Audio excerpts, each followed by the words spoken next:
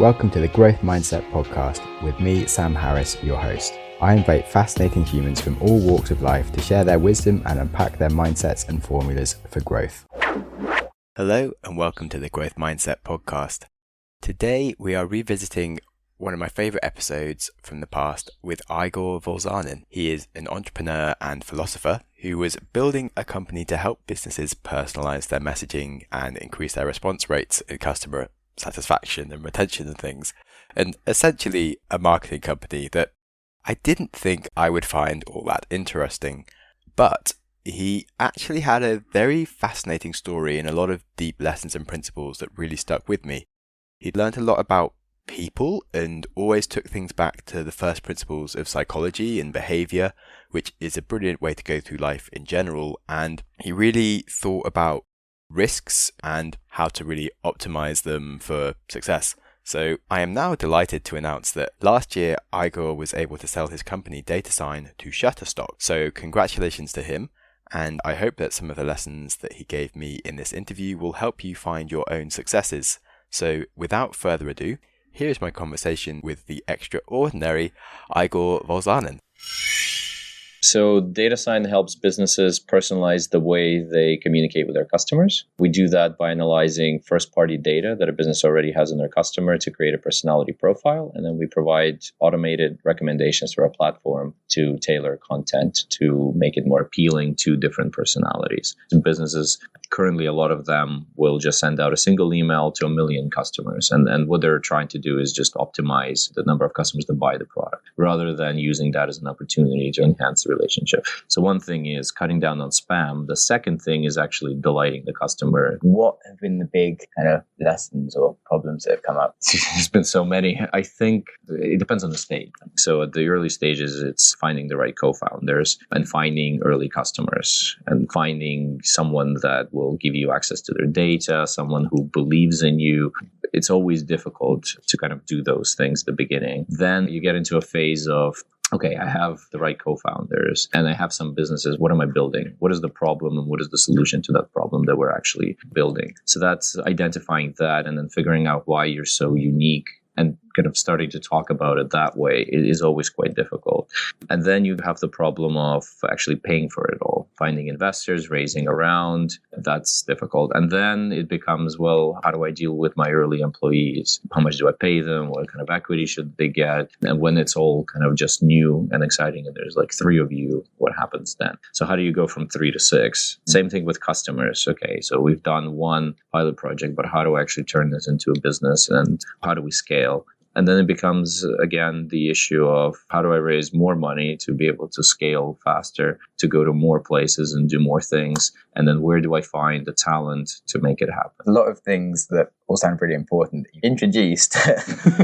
Can you break down how you found co-founders? So the original co-founder of the company, who's no longer with the company, Bogdan, we met while studying. He had left his job at Deutsche Bank to do a master's in cognition and computation, and I was just starting my PhD at the time. So we met through our supervisor. And we didn't necessarily know what we wanted to do, but we met and we thought, okay, let's do something together.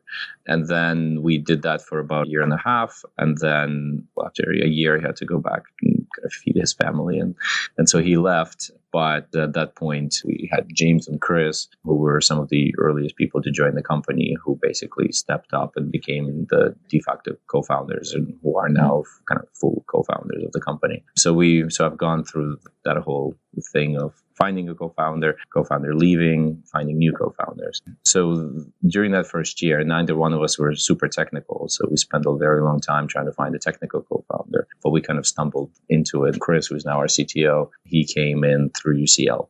Cool. So as a graduate that you just... Yeah, so the way it happened was we were looking for a data scientist at the time, so we couldn't really pay them. Yeah, how do you solve that problem? So yeah, there's kind of stages here, and I keep jumping back and forth. But if we just take it chronologically, we started the company in February of 2015. In June of 2015, we went to Paris to do a hackathon and hosted by BNP Paribas, which was a bank. And the whole call line of the hackathon was that they would basically provide you transactional data and you show them what you can do in 48 hours. ours. And we showed them what we could do with their data, hypothetically, and they liked it. So we won the hackathon, which gave us about 8,000 euros. And we used that money to rent out a flat in Paris. And the goal was 8,000 is not enough to be able to pay people. So what we're going to do is we were going to rent out a big flat, and then we're going to invite all of our friends and family to come to Paris for as long as they can to help us build a prototype. And that's what we did. So a friend of mine from Canada flew in for a month. Another friend of mine came from Frankfurt for 2 weeks. The son of my co-founder flew in for weekends. And that's what we did. And that was quite fun. It was a really good time. We were just living in Paris, 5 people in the flat. The flat was fantastic. And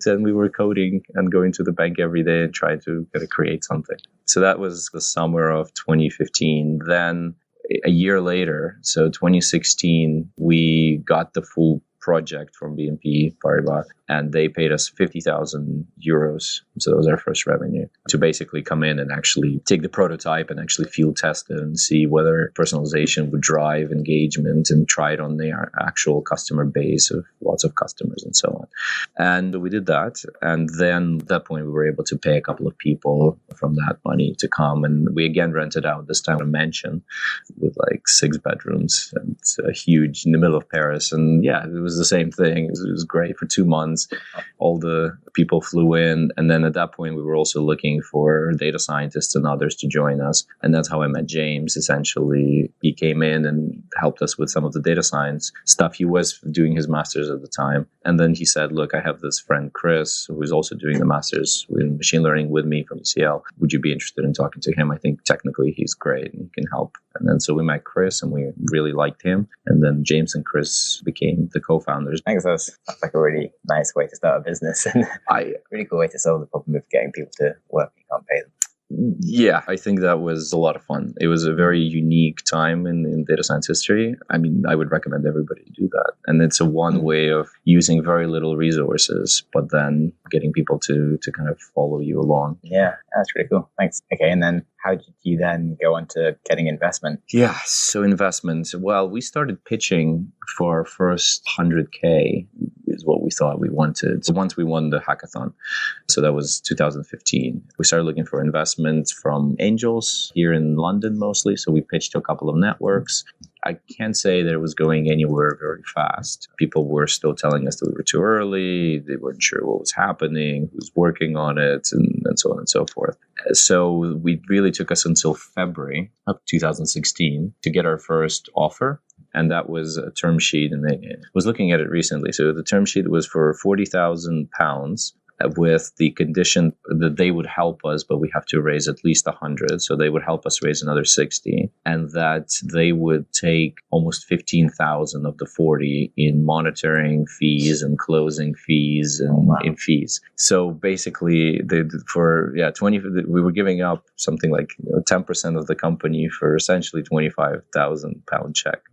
And so we turned it down, and in hopes of getting into Techstars. And we had somebody who introduced us to Max Kelly, who was the managing director of Techstars in London at the time. And we spoke to Max in January, and then we went through the whole interview process in April, May, and then we got into Techstars in June of 2016. And that was quite an important moment. So Techstars provided us with 120,000 US as a seed investment. Plus we had revenue from BNP Paribas, and then we had another project with a Belgian bank as well. So we had a bit of money to then give us essentially a 1-year runway. So from June 2016 to June of 2017. So that was the first round, or the first money that we raised essentially into the company. Okay, cool. How do you build a business in terms of finding customers? We're a B2B business. For most of our history, we have focused on large enterprises. So financial institutions, we're now speaking to telecoms, so large kind of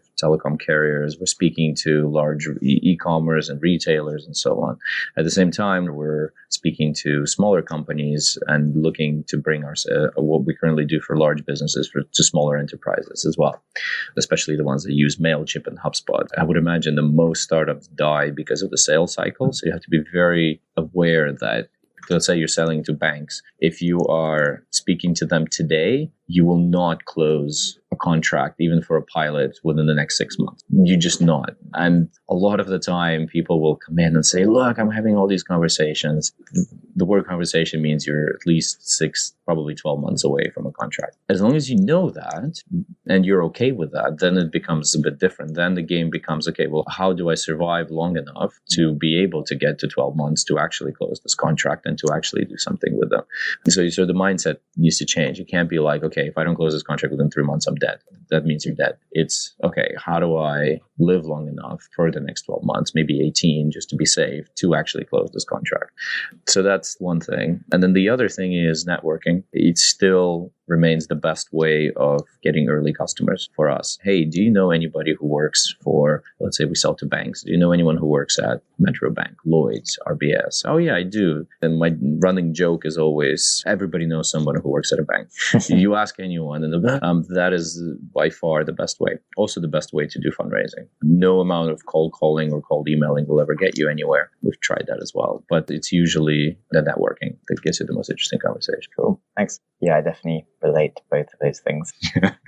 Sales cycle super long. Yeah, so can you tell me a bit about, so you said you had to change your mindset then from the subject of growth mindset. I had to change my mindset a couple of times.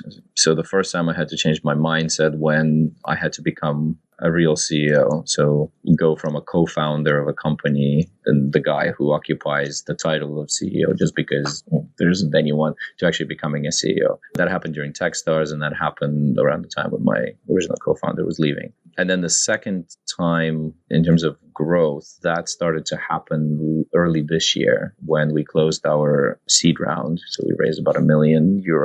And I started having a lot more conversations and I started to see patterns. So that was really cool. Our investor, we have several, but one of them is a Russian VC called Sistema. There's fantastic investors and they support you. So they invited us and lined up 7 or 8 meetings. So essentially I had almost 3 meetings a day, every day for 3 days with exactly the right people in pretty much all the largest banks in Russia. Wow. And all of a sudden, when you do that, you start to see patterns. You start to see exactly who is your customer, what is their problem that you're solving, what kind of questions are they asking you, and you start to see kind of, okay, I can see how this is becoming, what the next steps are, what is the funnel, and all of that. So all of a sudden, it went from, okay, where we might have one conversation a week with some bank that somebody introduced us to this is becoming a funnel and people are actually interested. And I could see how I could convert out of these 7, 3 into actual projects in the next 3 to 6 months. And what do I need to do to get there? And then the question is, well, how do I replicate this? How do I get my 7 meetings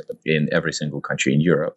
And what do I need to achieve that? And then realizing that, okay, there's only so many banks. How do we then kind of go outside of financial services? How do we build our technology in a way that could use other data? And then it kind of starts to snowball, but it still takes a lot of time. And all of these things tend to happen unplanned. It's just all of a sudden you realize that you're in this phase. It's like the book says that at some point, if you're successful, you will reach a growth phase. And then you're like, oh my, this is what they meant. This is the growth phase.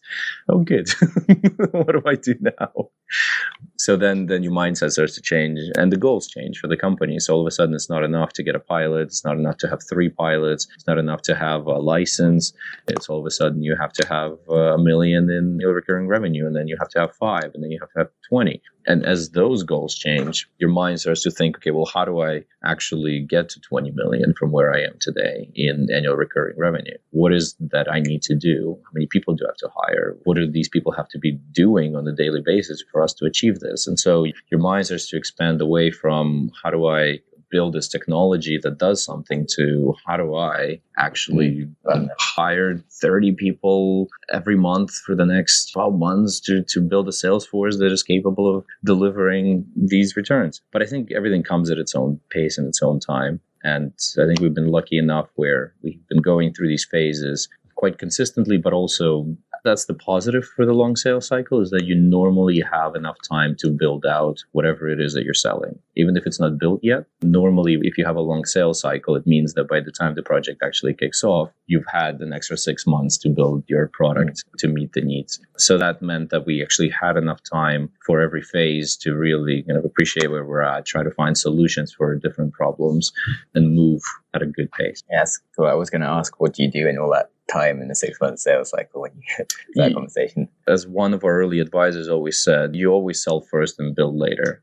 He said the first thing they ever sold, it was 2 years before they actually built it. And I actually really like that. It sort of goes with the fake it till you make it attitude, but not quite, because that kind of is important in its own right. But in the first instance, you have to have the vision, and you are ultimately selling the vision in the early days. You are selling the vision of what could happen if this existed. And then the customer gets excited about the possibilities of that, buys it, and then thankfully, given that there is a long enough sales cycle, that gives you the opportunity to refine it and then to ultimately build it. While a bank takes a month and a half to do some weird due diligence on you where the company has existed for 3 months, so there's no due diligence to be done, yet somehow it still takes them a month and a half to do that, you are building your product. You are finding out what the pain points are and building that out. So it's almost in your favor if you can survive long enough. What is the biggest risk you take? Yeah, I was hoping you'd ask that. And I will tell you this, that I don't feel like anything I've done in the last 5 years was a risk. I think people around me would look at that and say that I'm either delusional or crazy. But I never saw anything. My personal background story in this is that 5 years ago, there's absolutely nothing on this planet that I'd rather be doing today. And well, how is this a risk? I am learning, I am doing the thing that I love, and that's it.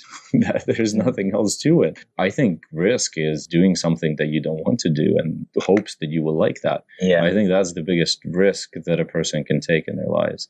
Okay, but what are you worried about doing? The future of the world? I guess there's a couple of things. My personal worries, I think we're destroying the planet. So I am very worried about what will be left for my children. I'm not even sure there's any point in thinking about their grandchildren, because I don't think even my children will have anything left. I'm very worried about income inequality in the world. I'm extremely worried about the fact that the wealthy own so much of the wealth and the poor own so little. And I think that we're seeing some of the consequences of that already. And I'm also very worried about the fact that people seem to be very angry. I had an interesting conversation it was the first billionaire I spoke to ever. So that was kind of cool on its own right, because we don't usually speak to billionaires. But basically we had an hour-long conversation about politics. So his biggest worry was that Americans have lost optimism, that it was always a country that despite everything felt like tomorrow will be a better day than it is today. And they don't feel that way anymore. My worry is slightly different. A lot of the things that we seem to be doing comes out of anger. It's not a positive reaction. It's hatred and anger. Okay, maybe I can't have it, but neither can you, and so I'm going to sabotage. And I think anger, it's a very easy emotion to spread around. It's very contagious. And you're seeing that with Brexit, you see that with Trump, you see that with a lot of the right-wing messages. It's like, we are tired, we are hungry, we're poor, we're angry, we're going to do this. I mean, with the latest Supreme Court justice, he was just angry. He was ranting. And some have pointed out that as a white, privileged male, he should be the last person to be ranting. There's others who should be ranting more, but the people are angry. And I think that's what concerns me the most. Why do you think people are angry? I think there's a couple of things. Personally, I think that the model that we have built out over the last 50 years of what it means to be prosperous and how you achieve that has not lived up to its expectations. So there was an understanding that if you study hard enough, that if you go to a good university, then you will have a good job. And that was definition of success, and that was fine. And I think that worked very well in the post-World War II world where the alternative was fighting and huge instability and death. But as we've moved away from that, I don't think that model really works anymore. And so people are becoming disappointed by the fact that they've seemingly done everything right. They went to the good school, they married when they were supposed to, they got their 2.5 children and 2 cars and a house, and yet they're not happy. That hasn't made them fulfilled. And I think they're angry. And in some cases, they haven't even gotten the job. They haven't got the 2.5 cars and children. And they're angry because their expectations were not fulfilled. And I understand that completely. And the world is changing. There's increasingly this automation. So there's less jobs, especially for unskilled workers. There's less paths to victory. And again, going back to the first point about income inequality and all that, the system is built out of winner-take-all mentality where your self-worth, we're increasingly measuring our self-worth by the size of our bank account. There isn't any other yardsticks. How do I know that I'm smarter than you? Well, I have more money in my bank account. How do I know that I am better than you? Then, it's because I have more money or I have a bigger house. And again, worked in the past, but now bigger houses don't make us happier. And that, I think, is creating a lot of problems because you just can't buy a bigger house that makes you angry. You bought a bigger house and it didn't make you happy. You're still angry.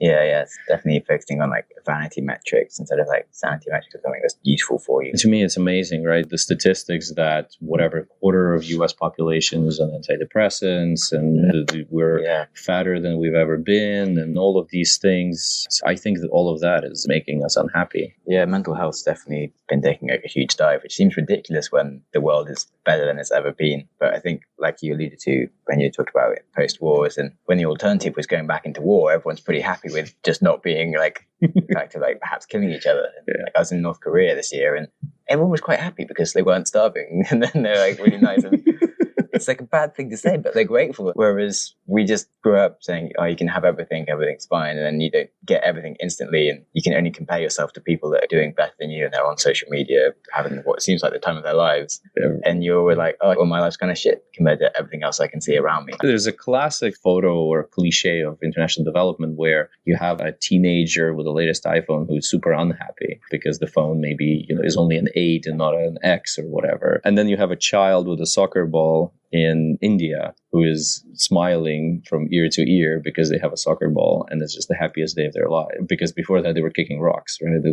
were playing football with rocks.